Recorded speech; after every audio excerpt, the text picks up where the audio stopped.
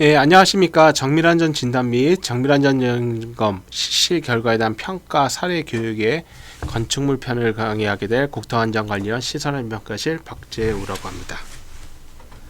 먼저 평가 제도에 대해서 간략하게 말씀드리도록 하겠고요.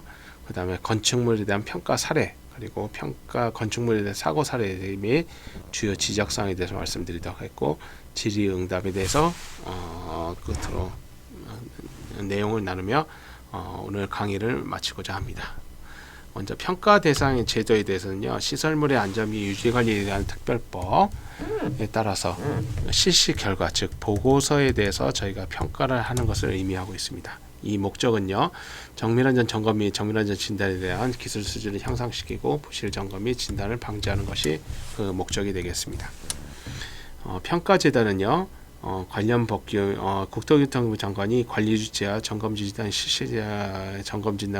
실시한 정밀안전 점검 결과 또는 정밀안전 진단 실시 결과에 대해서 관련 법규, 그리고 시설의 안전 및 유지 관리 시설의 안전 및 유지 관리 실시 등에 대한 지침 또는 세부 지침, 과업 지시서, 그리고 과업 수행 계획서 등을 준수하고 적정하게 수행했는지 그것을 확인하는 제도를 평가 제도라고 할 수 있겠습니다. 평가 제도에 대한 대상은 다음과 같은 것들이 있는데요. 제가 몇 가지만 말씀드리면요. 점검 진단 실시에 대한 그 비용 산정 기준이 100분의 70 미만인 경우, 그리고 C등급으로서 완성된 30년이 경과된 시설물, 그리고 D등급 이하 2단계 이상 또는 상향 안전등급이 2단계 이상 상향되는 하향된 경우, 그리고 점검진단에 대한 안전등급이 D등급에서 상향이 된 경우, 그리고 부실 통보업체는 1년간 저희가 보고서 평가를 하고 있다는 점, 요거 알아두시면 될 것 같고요. 삼정시설물에 대해서는 법 12조 2항에 따라서 정밀안전 진단을 실시한 경우는 평가 대상으로 될 수 있다는 점, 요거 알아두시면 될 것 같습니다. 평가 절차는요, 다음과 같은 절차에 의해서 이루어지고 있는데요. 먼저 평가 대상이 선정이 되고 그리고 선정이 되거나 또는 시군에서 어떤 평가 의뢰가 되는 거, 저희가 관련해서 먼저 사전 평가 개념을 해서 그것을 사전 평가를 하게 됩니다. 사전 평가를 하는 이후 정밀안전 진단의 경우 70점 미만, 정밀안전 점검의 경우 60점 미만, 그리고 중요 평가 항목이 되는데요. 100분의 40 이하인 경우에는 보고서 평가가 될 수 있다는 점, 요거 심의로 선정이 돼서 심의를 결과를 하게 되고요. 심의위원회 상정이 되게 되고요.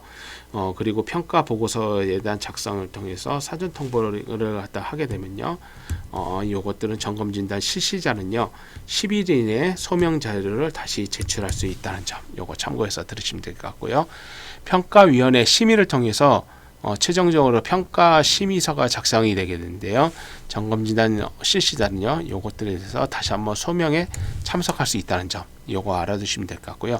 심의서가 작성된 결과에 의해서 각각 국토교통부 장관에 보고가 된 이후에 요것들은 관리주체, 그리고 점검진단업체, 그리고 요것들, 그리고 지도 행정기관에 각각 그 평가 결과가 알려진다는 거, 요거 참고해서 드시면 될 것 같고요. 평가 결과가 심의 결과가 보고된 이후에도 이 신청을 한 번 정도 할 수가 있습니다. 이 기간은 15일 이내에 이루어져야 된다는 점, 요거 참고해서 들으시면 될 것 같고요. 평가 지침 개정 사항에 대해서 일부 말씀드리면요. 정밀안전 진단만 실시할 경우와 정밀안전 점검에 대해서 실시한 정밀안전 진단과 내진 성능 평가를 포함해서 실시하는 경우에도 요것들이 해야 되는데요. 먼저 정밀안전 내진 성능 평가가 이루어졌을 때는 내진 성능 평가에 대한 수행에 대한 적정성, 요 항목이 새로 추가가 됐다는 점, 요거에 대한 배점도 12점 만점으로서 기존에 의해서 안전성 평가 안에서 내진 성능 평가가 각각 같은 항목으로 이루어진 것과는 달리 요번에는 내진 성능 평가에 대한 수행에 대한 적정성이 동시에 생산되는 점, 요거 참고해서 들으시면 될 것 같습니다.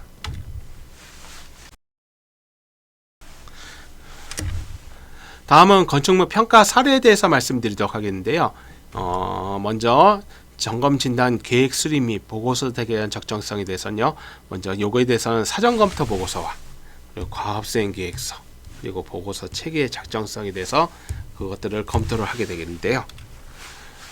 먼저 사전검토 보고서에 대해서는요, 대상 시설물의 안전점검 및 실시 범위에 대해서 먼저 잘 이루어지고 있는지, 그리고 유지관리 자료에 대한 보유 현황이 적정한지, 그리고 과업에 대한 범위에 대한 검토가 적정한지, 그리고 기본 과업에 대한 재료 시험 산정 수량에 대한 산출 내역이 적정한지, 그리고 기타 법령 및 지침 및 세부 지침과의 부합 여부를 각각 참고해서 저희가 검토를 하게 되겠고요. 최근에 공중이 이용하는 부위가 있습니다. 공중이 이용하는 부위요. 공중이 이용하는 즉 추락 방지 시설, 도로부 포장 또는 도로 신축 이용부, 그리고 환기구가 되겠죠. 환기구, 그리고 여기에 외벽 마감재가 있습니다. 외벽 마감재에 대해서 이 시설물의 대상 범위에 대해서 요것들이 새로 추가가 되었습니다. 요거 업체분들께서 많이 좀 누락을 하신 경우가 있으시더라고요. 요거 반드시 누락하지 않도록 요거 참고해서 들으시면 될 것 같고요. 그리고 과업 수행 계획서에 대한 재료 수용 산출, 과업 기본값에 대한 재료 시험 수량 산출 내역, 요것들이 잘 표본층과 표본 단위에서 각각 산정된 수량이 적정한지 요거 다시 한번 체크를 하셔야 될 것 같습니다. 과업 수행 계획서에 대한 작성에 대해서는요, 저희가 검토 내용은요, 과업에 대한 목적 및 과업의 개요, 그리고 과업 수행 방법, 그리고 과업 수행 일정에 대한 조직, 그리고 안전관리 계획, 그리고 사전 검토 보고서에 대한 내용들을 갖다가 저희가 보게 되겠는데요. 요것들의 내용에 대해서 과업 수행 계획서를 작성을 해주셔서 관리 주체의 승인을 받으시고 반드시 용역에 착수를 하셔야 된다는 점, 요거 참고해서 들으셔야 될 것 같습니다. 보고서 체계에 대한 보고서 작성 체계 등에 대해서는요, 저희가 정밀안전 점검 진단에 대한 보고서에 대해서 포함되어야 될 사항들이 있습니다. 그리고 그것들은 세부 지침 7.2절 2절과 7.2절 3절에 각각 있게 되는데요. 서두에 대한 내용, 그리고 개요, 그리고 자료 수집에 대한 분석, 그리고 현장 조사 및 시험 방법, 그리고 시설물의 상태 평가, 그리고 안전사 평가 필요한 경우, 그리고 종합 결론, 요것들에 대해서 적정하게 보고서에 포함이 되어 있는지 요것들을 갖다 저희가 평가를 하는 제도 같은 걸 갖다 의미하게 있고요. 부록에 대해서도 마찬가지로 요 세부 지침에 의해서 누락되어야 될 사항들이 있을지 모르겠습니다. 누락된 것들을 반드시 없애셔서 요것들을 각각 잘 첨부를 하시고 보고서를 작성하실 수 있도록 참고해서 들으시면 될 것 같습니다. 다음은 자료 조사에 대한 분석에 대한 적정성에 대해서 말씀드리도록 하겠습니다. 먼저 설계도서 및 시공 자료 등의 조사에 대해서는요, 설계도서 및 시공 자료에 대한 검토 분석 내용, 그리고 기타 관련 자료 및 내진 설계에 대한 여부에 대한 확인 내용에 대해서 저희가 검토를 하게 되는데요. 보고서에 대한 포함 사항에 대해서 설계 도면 및 구조 개선서 등에 대해서 보유 여부와 그리고 그것들에 대한 검토 분석 내용들을 갖다가 각각 작성하셔서 하셔야 될 것 같고요. 보수 보강 및 유지 관리 관련 자료에 대해서는요, 보수 보강에 대한 자료 조사 및 검토 분석 내용, 유지 관리 관련 내용에 대한 자료 조사에 대한 검토 분석 내용, 이것들을 갖다가 각각 작성을 하셔야 될 것 같습니다. 그리고 기존 점검 진단 보고서에 대한 검토 분석이 되는 내용에 대해서는요, 기존에 대해서 점검 진단 보고서에 대해서 요것들에서 점검 결과와 안전 등급, 그리고 금해차에 대한 보고서에 대해서 저희가 조사해야 될 방향들을 갖다가 설정하셔가지고 하시는데 과거의 보고서를 참고하실 수 있도록 요것들에 대해서 저것들을 하게 되며 요것들이 적정하게 이루어지고 보고서가 작성되었는지 요것들에 대해서 저희가 검토를 하는 내용들을 갖다가 항목이 되겠습니다. 네, 세 번째는 외관조사 및 결과 분석에 대한 적정성에 대해서 말씀드리도록 하겠습니다. 여기서는 하중 상태에 대한 조사, 그리고 부재 변형 등에 대한 조사, 손상, 결함, 열화 등에 대한 외관조사 망도에 대한 작성에 대해서, 그리고 결함 발생 원인에 대한 분석 내용에 대해서 각각 말씀드리도록 하겠습니다. 하중 상태에 대한 조사에 대해서는요, 다음과 같은 항목들에 대해서 조사를 하는 것들을 갖다 의미하게 되는데요. 시설물의 부재, 용도, 구조 변경 등, 그리고 작용 하중 등에 대한 변화가 있는지, 요것들에 대해서 구체적으로 조사하는 항목들을 갖다가 의미해야 되겠고요. 점검 항목은요, 건축물의 평면, 인면, 단면, 용도 등의 변경사항이 있는지, 구조 부지에 대한 변경사항이 있는지, 하중 조건, 기초, 지반 조건, 주변 환경 조건에 대한 변경사항이 있는지, 이것들에 대해서 조사하는 항목을 갖다가 의미하고 있겠습니다. 다음은 그 옆에 대해서는 부재 변형 등에 대한 조사가 있는데요. 여기서는 부재 단면 규격에 대해서 조사를 하고, 그리고 부재 변형, 그리고 건물 기울기, 부동치마 기울기를 조사를 하는 것이 적정하게 이루어지고 있는지, 이것들을 하는 것을 의미하겠습니다. 여기 나왔듯이 부재 단면 규격은요, 표본층에 대해서 또는 표본 단위에서 2종 부재, 부재별 3개소를 갖다가 실시하셔야 됩니다. 그래서 2종 부재를 선정하고 나서 부재별 3개소를 갖다가 실측한 결과를 갖다가 기록하셔야 된다는 점, 그리고 참고해서 드시는 것 같고요. 그리고 세부 지침이 하나 또 개정이 되었습니다. 그리고 개정된 내용은요, 부재 규격에 대해서도 반드시 상태 평가를 실시하셔서 하셔야 된다는 점, 요거 반드시 참고해서 들으셔야 될 것 같고요. 건물 기울기는요, 측정이 가능한 내면의 외벽 모서리 전체를 갖다가 측정하는 것을 원칙으로 하고 있습니다. 그리고 부동치마 기울기는요, 동일 목적으로 이루어지는 평가에 대한 항목이 되겠습니다. 그러나 미실시를 했을 경우에는 그 사유를 반드시 명기를 해줘야 된다는 점, 요거 참고해서 들으시면 될 것 같고요. 따라서 건물 기울기에 대한 조사에 대한 적정 사례에 대해서 말씀드리면요, 저희가 측정이 가능한 내면의 모서리 전체를 이야기하기 때문에 사각형의 경우 총 8개소를 갖다 측정하셔야 됩니다. 그래서 총 여기 있는 거 8개소를 갖다 측정하시며 7번, 8번과 항목과 같이 측정이 이루어지지 않았을 경우에는 반드시 그 사유를 보고서에 명기를 하셔 주셔야 된다. 예, 요거 참고해서 들으시면 될 것 같고요. 부동치마 기울기는요, 최하층 천정 또는 바닥 슬래브에서 하는 것을 원칙으로 하고 있습니다. 최하층 바닥 천정 또는 바닥 슬래브에 대해서 하는 것을 원칙으로 하고 있고요. 장변으로 2개소, 단변으로 각각 2개소 하는 것을 원칙으로 하고 있으니 요거 참고해서 들으시면 될 것 같습니다. 손상, 결합 및 열화 등에 대한 조사 및 외관 조사 망도에 대한 적정성에 대해서는요, 요것들에 대한 손상, 결합, 그리고 열화 등에 대해서 조사를 하고 그것들에 대한 외관 조사 망도를 작성하는 것을 의미하겠는데요. 표본층만 조사하는 것이 아니라 과업 범위에 대한 전반적인 상태를 각각 조사를 하셔야 됩니다. 그리고 요것들에 맞춰서 외관 조사 망도를 각각 작성하셔야 될 것 같고요.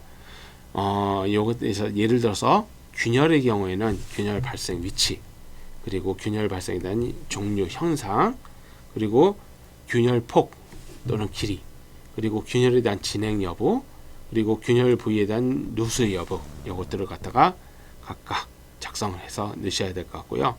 그리고 구조물에 대한 전반적인 상태, 그러니까 변이 변형 상태나 콘크리트의 상태, 철근 노출 또는 강제 구조물의 경우 열화가 발생됐는지 요것들에 대해서 각각 참고해서 들으시면 될 것 같고요. 그래서 보고서에 작성하시면 될 것 같고, 공중이 이용하는 부위도 반드시 작성하셔서 넣으셔야 되고, 외벽 마감재도 외관조사에 각각 포함시켜서 작성하셔서 넣으셔야 된다는 것들, 작성하셔야 된다는 것들, 요거 참고해서 드시면 될 것 같고요. 그리고 주요 손상에 대한 발생 원인, 그리고 거기에 대한 결과 분석 내용들을 각각 보고서에 작성을 하셔서 기재를 하셔야 된다는 것들, 요거 참고해서 들으시면 될 것 같습니다. 그리고 공중이 이용하는 부위, 요거 많이 실수하시는데요. 요거 과업 지시서 또는 과업 수행계획서 또는 사전검토 보고서에 그 범위에 대한 조사 내용에 대한 범위가 포함되어 있습니다. 요거 반드시 누락하지 않기를 반드시 바라야겠고요. 공중이 이용에 대한 조사 항목들은 여러 가지 아래의 내용과 같이 참고해서 들으시면 될 것 같습니다. 예를 들어서 환기구 덮개에 대해서 제가 한번 말씀드리면요.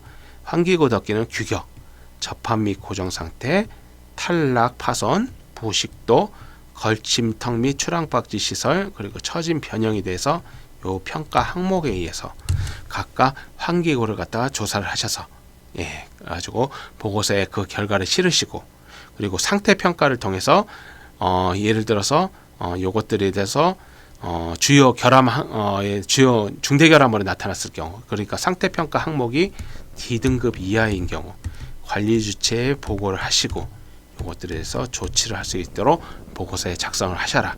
요것들 다시 한번 말씀드리도록 하겠습니다. 다음은 현장 비파괴 시험, 재료 시험 등 각종 시험 분석에 대한 적정성에 대해서 말씀드리도록 하겠는데요. 먼저 여기서는 조사 시험 항목, 그리고 조사 시험 방법 및 수량, 그리고 조사 시험에 대한 결과 분석 내용에 대해서 저희가 평가를 실시하고 있습니다. 철근 콘크리트 구조의 경우, 부재의 규격 조사, 그리고 콘크리트 비파괴 강도, 그리고 탄산화 시험이 주요 기본감에 해당이 되겠는데요. 여기서 정밀한 전 점검에 해당이 되고요. 요것들에 대해서 각각 그 수량이 세부 지침에 맞게 이루어지고 있는지 요것들을 하게 되겠으며, 반발 경도의 경우 표본층 곱하기 이종 부재에 대한 부재별 2개소, 그리고 부재 단면의 경우 표본층에 대해서 이종 부재에 대해서 부재별 3개소, 그리고 탄산화 시험에 대한 경우 표본층에 대해서 이종 부재에 대한 부재별 1개소를 각각 조사를 실시하셔야 됩니다. 요것들 참고해서 주시면 될 것 같고요. 정밀한 전 진단의 경우 철근 콘크리트 구조는 균열 깊이, 그리고 부재에 대한 규격 조사, 그리고 비파괴 강도 시험, 철근 배관에 대한 상태 조사, 그리고 철근 부시트 조사, 그리고 콘크리트 탄산화 깊이, 염화물 함유량 조사가 그 기본값에 해당이 된다는 거 참고해서 들으시면 될 것 같습니다. 조사 수량의 경우에는요, 조금 전에 말씀드렸다시피 이 항목들에 의해서 각각 이종 부재, 부재별 2개소, 이종 부재, 부재별 3개소, 탄산화 깊이의 경우 이종 부재, 부재별 1개소를 각각 조사를 하셔야 될 것 같고요. 이 경우에는 반발 강도 시험에 해당이 되겠는데요. 추정 압축 강도와 그리고 평균 강도에 의해서 이것들에 대한 상태 평가 결과를 갖다가 각각 보고서에 작성해서 넣으시면 될 것 같고요. 옆에는 탄산화 시험에 해당이 되겠습니다. 탄산화 시험에 실측된 피복 두께와 조사된 탄산화 깊이에 통해서 탄산화 두께가 이루어지고 있는 것들, 탄산화 깊이가 얼만큼 진행되고 있는지 이것들에서 상태 평가를 갖다가 실시하셔서 저희 하시면 될 것 같습니다. 반발 경도 시험의 경우는요, 반드시 좀 주의하셔야 될 내용들이 있는데요. 타격 각도와 그리고 재령 개수, 요거 반드시 주의하셔야 됩니다. 간혹 가다가 슬래브의 경우 보통 저희가 이 방향 90도 방향으로 치게 되잖아요. 근데 요걸 갖다가 0도로 기입하시는 분들이 좀 간혹 계시더라고요. 요것들 반드시 실수하지 않도록 하셔야 될 것 같고요. 그리고 탄산화 시험 결과에 대해서는요, 반드시 피복 두께는 실측된 피복 두께를 사용하는 것을 원칙으로 하고 있다. 이것들에서 그리고 비교 분석에 대해서 실시하고 그 평가 내용을 갖다가 보고서에 비교 분석 내용을 보고서에 기재를 해야 된다는 점, 요거 참고해서 들으시면 될 것 같습니다. 다음은 구조 해석 및 안전성 검토 등에 대한 적정성에 대해서 말씀드리겠는데요. 구조 해석 위치, 해석 조건, 모델링 및 해석 방법, 내화력 판정 및 안전성 검토 결과에 대해서 말씀드리도록 하겠습니다. 구조 해석 대상 선정, 그리고 재료 몰성 등 해석 조건에 대해서는요, 다음과 같은 검토 내용들이 저희가 진행을 하고 있는데요. 먼저 구조 해석 시설물에 대한 대상 시설물에 대한 선정 및 범위가 적정하게 이루어지고 있는지, 구조 형식별 주요 부재 재료 강도에 대한 결정이 적정하게 이루어지고 있는지, 설계 당시에 대한 하중을 그대로 적용하고 있는지, 그리고 현재 상태에 대한 하중을 적절히 산정하고 반영하고 있는지, 그리고 하중 조건별 하중 조합에 대한 것을 정확히 기술하고 있는지, 이것들에 대해서 저희가 검토를 하는 내용들이 되겠고요. 모델링 및 해석 방법에 대해서는요, 다음과 같은 것들을 저희가 검토하고 있습니다. 검토 해석 범위 및 해석 방법에 대한 적정성 여부, 그리고 구조 해석 적용 기준, 그리고 구조 모델링에 대한 적합 여부, 그리고 하중 조건, 하중값, 그리고 경계 조건에 대해서 반영 여부가 적정한지, 그리고 구조 부재 변경 사항에 대해서 대수선, 증개축에 대해서 반영 여부가 적정한지 요것들을 갖다 저희가 검토하는 항목이 되겠고요. 내화력 판정 및 안정성 검토에 대한 결과는요. 구조 형식별, 부재별 내력 검토에 대한 적정성 여부가 적정한지, 그리고 조사 재료 시험에 대한 결과 반영 여부가 적정한지, 책임 기술자의 검토 의견이 기술 여부가 적정한지, 그리고 구조 해석 자료 및 구조 검토 자료에 대한 수록 여부를 이행하고 있는지 요것들에 대해서 저희가 검토를 하고 있으니 요 항목들을 잘 참고하셔서 보고서를 작성하시는데 참고하시면 잘 참고하시도록 말씀드리도록 하겠습니다. 예, 다음은 6번째입니다. 손상 및 결함 등에 대한 원인 추정에 대한 적정성에 대해서 말씀드리는데요. 여기서는 결함 항목별 원인 추정, 그리고 부재 부위별 원인 추정에 대해서 작성을 하고 있다는 점 참고해서 드시면 될 것 같고요. 세부지침 7.2절 2절 또는 7.2절 3절에 의해서 정밀안전 점검 또는 정밀안전 진단 보고서 주요한 결함에 대한 발생 원인 분석을 각각 보고서에 작성을 하셔야 된다는 것들, 요거 참고해서 보고서 작성하신데 활용을 하시면 될 것 같고요. 7번째입니다. 평가 결과에 대한 적정성에 대해서는요, 상태평가 결과, 안전성 평가 결과, 안전등급 지정에 대해서 각각 평가를 하고 있는데요. 상태평가의 경우 적절한 현장조사 시험과 세부지침 기준에 의한 시설물의 상태평가에 대해서 실시를 하고 있으며, 요것들이 외관조사, 상태평가, 재료시험 결과가 상태평가의 적용과가 일치를 하고 있는지 저희가 요것들을 판독을 하고 저희가 보고서를 검토를 하고 있습니다. 그리고 안전성 평가의 경우 구조 해석 결과, 안전성 평가에 대한 적용값이 일치하고 있는지 요것들을 갖다가 하고 있으며, 여기에는 내진 성능 평가에 대한 내용도 추가가 될 수 있다는 점 참고해서 들으시면 될 것 같고요.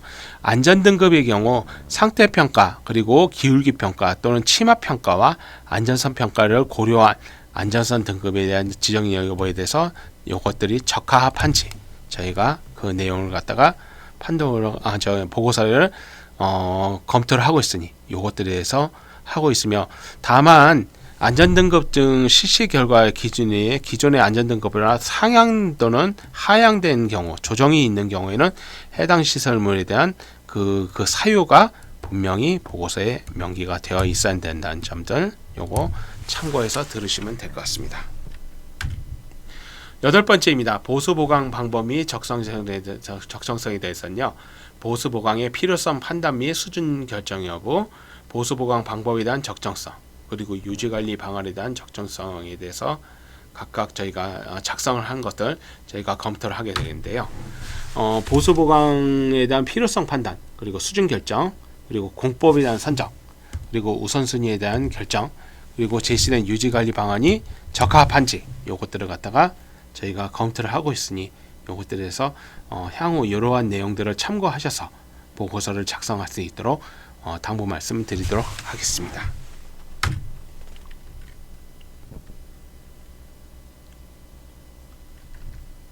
아홉 번째입니다. 종합결론에 대한 적정성은요, 종합결론 사항과 사용 제한 등 안전 및 유지관리 필요사항에 대해서 조치가 적정하게 이루어지고 있는지 요것들을 갖다가 검토하는 항목이 되겠고요.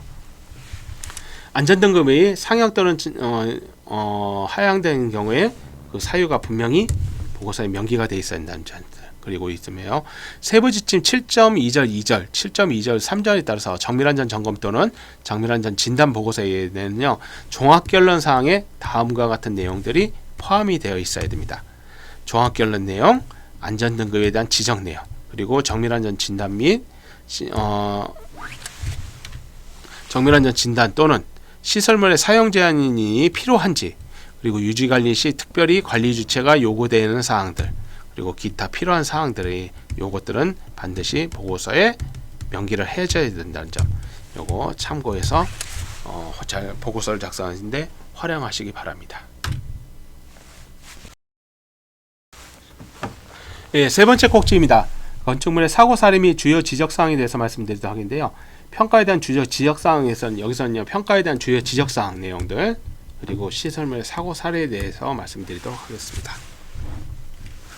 평가 주요 지적사항이 됐든요. 저희가 관련해서 보고서를 검토한 경우에 의해서 했을 경우 총 이러한 사항들에서 주로 업체에 대한 용역사에서 많이 실수를 하고 계신데요. 외관조사와 현장 비파기 시험, 그리고 평가 결과, 종합 결론에 대한 적정성, 총 4가지 꼭지에 대해서 각각 말씀을 드리다 하면요. 외관조사의 경우 표본층에서만 실시를 하시고, 그리고 전체에 대한 전수조사를 시행하시지 않는 경우가 있습니다. 요거 반드시 과업의 범위는요, 외관조사에 대한 과업 범위는요, 표본층이 아닌 주요 구제 부재 전체 기본 과업 대상에 대해서 있다는 것, 요거 참고해서 들으셔야 될 것 같고요. 그리고 건물 기울기 조사 수량 부족이라든가 조사 위치도가 미기재된 경우, 그리고 공중이 이용하는 부위에 대해서 외벽 마감에 대한 조사가 미실시된 경우, 요것들이 주요 지적사항이 되겠고요. 현장 비파기 시험에 대해서는요, 제로 시험에 대한 미실시, 저희가 사실관계 조사를 통해서 활용을 하고 있는데 확인을 하고 있는데 간혹 가다 보면요, 실시하지 않고서 실시했다고 보고서에 적으시는 경우도 꽤 있으시더라고요. 그리고 탄사나 피복 두께가 미기재된 거나 근거 자료가 미시되는 것들, 그리고 반발경도 데이터 결과 값에 대한 다른 동과 일치하는 경우, 이것들 참고해서 들으셔야 되겠고요.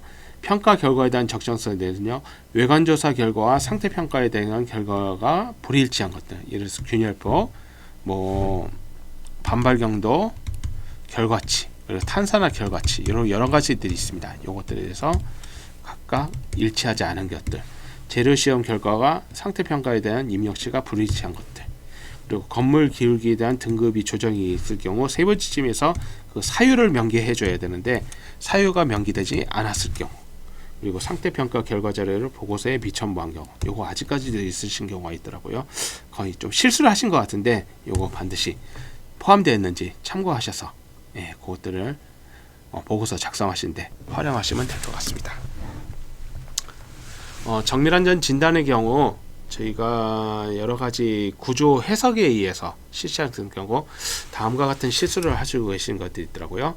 먼저 구조 해석 조건들에 대해서는요, 적용 설계 기준에 대한 오류, 그리고 하중 산정 또는 하중 조합에 대한 미흡 또는 누락, 그리고 내진 성능 평가가 부적정한 경우, 그리고 구조 해석 위치 선정에 대한 사유가 누락이 된 경우, 이것들이 주요 지적사항이 되겠고요. 모델링 및 해석 방법에 대해서는요, 모델링 등에 대한 일부 내석이 누락된 경우, 그리고 내진 성능 평가에 대한 부적정, 그리고 해석 구조 해석 모델 구축 방법 또는 누락 또는 오류가 발생할 경우, 이것들에서 저희 주요 지적사항이 되고 사례가 되겠고요. 내화력 판정 및 안전성 검토에 대해서는요, 내진 성능 평가에 대한 부적정, 그리고 내력 검토에 대해서 그 누락 또는 미흡 또는 근거가 부족한다는 것들, 그것들이 있겠고요. 하중 적용 근거의 누락 또는 하중 적용 근거가 누락이 됐거나 미흡이 된 경우에도 요것들을 주로 많이 실수를 하시고 계시더라고요. 또는 해석치와 측정값이 상이한 것들, 요것들을 많이 실수하시니까요, 이러한 실수 항목들을 좀 줄이셔서 양질의 보고서를 작성하시는데 참고하시길 바랍니다. 시설물 사고사는요, 대부분 요즘 건축물은요, 외벽 마감재나 환기구에서 많이 일어나고 있더라고요. 나주 시내 상가에 대한 건물 외벽 마감재가 쏟아지거나, 그리고 환기구가 추락이 되거나, 그리고 서울역 센트럴 자이에서 기둥 필러티에 대한 외벽 마감재가 파손이 된 것들 있죠. 요것들에 대해서 이런 사고 사례가 있으니까요, 반드시 외벽 마감재, 그리고 공중이 이용하는 부위에 대해서 잘 조사가 이루어져서 그것들을 그 결과를 보고서에 활용할 수 있도록 요거 참고해서 하시면 될 것 같고요. 다음은 사고 사례에 대해서 말씀드리도록 하겠습니다. 크게 여러 가지 사고 사례 사건이 있었는데요. 그 중에 좀 치장벽돌이 무너진 사건들이 있었거든요. 부산대 미술관에 대한 건데요. 부산광역시 금정구에 위치하고 있고요. 시설물 안전법상 3종 시설물에 해당입니다. 지상 5층, 지하 1층에 해당되고 1993년도에 준공이 됐는데요. 붕괴 원인은 저희가 파악한 결과 연결철물 및 정착기의 부족으로 인해서 할 수 있는 것으로 파악이 됐습니다. 그래서 물적 피해는 외벽 치장벽돌이 약 110제곱미터 정도 파손이 되었고요. 요것들로 인해서 한 명이 공교롭게도 사망하는 그런 사건이 있었고, 여기에서 보시면은 치장벽들이 이렇게 무너진 사건들이 있었으니까요. 반드시 현업에서 보실 때 이런 치장벽들의 배부름이라든가 아니면 사선으로 균열을 갖다든가 아니면 그런 것들을 갖다가 미리 조사를 하셔서 외벽 마감재가 좀 붕괴되지 않도록 그렇게 해서 당부 말씀드리도록 하겠고요. 다음은 영남고등학교 도서관입니다. 마찬가지로 이것도 대구시 달서구에 위치한 건데 삼정시설물에 해당이 됩니다. 지상 5층, 지하 1층에 해당이 되고요. 마찬가지로 연결철물 시공 상세 미준수로 인해서 이것들이 파괴가 되었습니다. 2019년도에 붕괴가 되었고요. 치장벽들 약 33제곱미터 정도와 일부 캐노피, 이렇게 해서 캐노피가 파괴되는 그런 사건도 있었고요. 다행스럽게도 인적 피해는 발생하지 않는 것으로서 그렇게 나타났습니다. 세 번째는 팽성 서부 다목적 회관이 되는데요. 경기도 평택시에 위치한 거고요. 시설물 안전법상 제3종 시설물에 해당이 됩니다. 지상 3층, 지하 1층에 해당되고요. 1998년도에 준공된 건축물입니다. 마찬가지로 붕괴 원인은 마감재의 접착력 노후화, 그러니까 그것들에서 발생됐고요. 이것들에서 약 치장벽들 300장 정도가 낙하가 돼서 사고 사례가 발생인데 다행히 인적 피해는 없는 것으로서 그렇게 나타났으니까요. 이런 것들 반드시 좀 조사하실 때 조금 그런 치장벽돌에 대한 그런 것들의 안전을 유의하셔서 이것들을 점검을 하실 때 반드시 그 절차를 거쳐서 점검을 하실 수 있도록 그렇게 당부 말씀드리도록 하겠고요. 네 번째로 고양시 그랜드 프라자입니다. 경기도 고양시 위치 마두동에 위치한 건축물이고요. 이것도 시설물 안전법상 3종 시설물에 해당이 됩니다. 철근 콘크리트 구조고 1995년도에 준공된 건축물인데요. 요거는 기존에 있는 치장벽과는 다르게 조금 다른 사고 사례에 해당이 되는데요. 부등치마가 발생이 됐습니다. 집안에 그 치마로 인한 부등치마가 발생했고요. 2021년도에 건물 지하에서 부등치마가 발생해서 이렇게 사선균열이 간다든가 아니면 기둥이 이렇게 전파가 된다든가 그런 것들이 발생이 되어 있었습니다. 그래서 벽체하고 기둥이 파손됐고요. 집안이 이렇게 주변 집안이 이렇게 치마가 된 이런 사건 사례가 있었으니까요. 반드시 조사를 하실 때 이러한 징후가 일어나면은 부등치마에 대한 것들이 있으니까요. 그것들을 통해서 하셔가지고 최저층에서 이것이 만약에 이상 징후가 보셨을 때는 최저층에서 레벨기를 동원을 해서 그렇게 부등치마 기울기가 어떤 양상으로 일어나는지 그것들 파악하실 수 있도록 그렇게 당부 말씀드려갈게요. 다행히 여기서는 인적 피해는 없는 것으로 나타났습니다. 그렇게 해서 간략하게 사고 사례를 말씀드렸습니다. 근본 세부 지침이 일부 개정이 되었습니다. 먼저 세부 지침 개정 사항에 대해서 말씀드리도록 하겠습니다. 먼저 세부 지침이 개정된 것들이 좀 많이 있었는데요. 그중 가운데 일부 코드에 대한 수정이라든가 그런 것들은 간략하게 생략하도록 하고요. 크게 두 꼭지에 대해서 말씀드리도록 하겠는데, 첫 번째는 고강도 콘크리트 40메가파스칼 이상이 되는 고강도 콘크리트에 대한 비파괴 강도 추정식이 신설이 되었습니다. 기존에는 과학기술부에서 나온 그런 추정식을 쓰라고 좀 세부 지침 해설서에 좀 포함이 되어 있었는데요. 근본 요것들은 세부 지침에 새로 개정된 식이 넣어가면서 그것들을 갖다가 현업에서 좀 활용하시면 될 것 같습니다. 기존에 있었던 일본 건축학회라든가 일본 건축학회 그리고 US 아미에 대한 식 이런 것들은 다들 동의하고요. 맨 마지막 꼭지에 요것들이 생겼습니다. 칼리스 추정식이라서 FC는 요 식에 대한 것들이 있었고, 단 요 고강도식은 40메가파스칼 이상이 되는 곳에 적용을 할 수 있도록 그렇게 한정을 해서 했었습니다. 그래서 요것들이 칼리스 추정식이 생겨서 고강도 콘크리트를 이용하는데 어떤 추정 강도식을 쓸 수 있도록 그렇게 활용하는 것들이 먼저 개정이 되었었고요. 두 번째는 외관조사 표상 구조적 균열과 비구조적 균열을 구분해서 기재하는 것이 이것이 새로 신설되었습니다. 흔히 외관조사 망도와 외관조사 표를 갖다가 보고서에 수록을 하게 돼 있는데요. 외관조사표에는 기존의 발생 위치라든가 아니면 균열의 형상이라든가 아니면 균열폭 그리고 균열의 진행상한 여부, 균열의 누수 여부들 그리고 또 한꺼번가 있다면 발생 원인들을 갖다가 그것들을 각각 집어넣을 수 있게 했는데요. 근본 구조적 균열과 비구조적 균열을 구분해서 낼 수 있도록 이것들이 하나 신설이 되었습니다. 그래서 반드시 외관조사표에다가 이것들을 신설을 해서 넣을 수 있도록 하시면 될 것 같고요. 이 구조적 균열과 비구조적 균열이 구분하는 이유는 나중에 세이프티맨에 들어가는 상태 평가에 요것을 갖다가 우리가 반영을 할 때는 주로 구조적 균열만 반영을 할 수 있도록 그렇게 한정지고 있습니다. 이것이 실질적으로 건물의 안전에 영향을 미치기 때문에요. 구조적 균열과 비구조적 균열을 구분해서 구조적 균열을 갖다가 상태 평가에 삽입해서 집어넣을 수 있도록 그렇게 해서 하는 절차를 갖다가 있으니까요. 그것들을 활용해서 하시면 될 것 같고요. 반드시 구조적 균열과 비구조적 균열을 구분해서 넣을 수 있도록 그렇게 해서 세부 지침이 개정이 됐으니까 이것들 참고해서 보시면 될 것 같습니다. 제가 준비한 강의는 여기까지인 것 같습니다. 예, 이상 강의를 마치도록 하겠고요. 경청해 주셔서 오늘 감사의 말씀드리도록 하겠습니다.